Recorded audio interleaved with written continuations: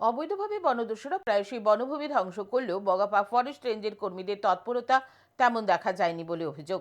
অবশেষে আচমকা তৎপর হলো রেঞ্জের কর্মীরা। মঙ্গলবার অভিযান করল বগাপা ফরেস্ট রেঞ্জ। গোপন খবরের ভিত্তিতে তারা জানতে পারেন অবৈধভাবে সেখানে গর্জন গাছ চেরাই করা হচ্ছে। খবর পেয়ে বনকর্মীরা পতিছড়ি এলাকায় ছুটে যান।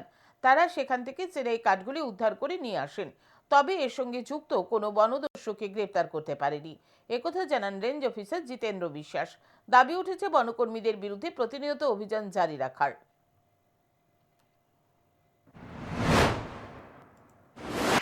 সকাল অনুমানিক 7টা নাগাদ আমাদের কাছে একটা খবর আসে যে পতিছড়ি যে আমাদের পাটা সেখানে একটা গর্জন গাছ মেশিন দিয়ে কাটা হচ্ছে।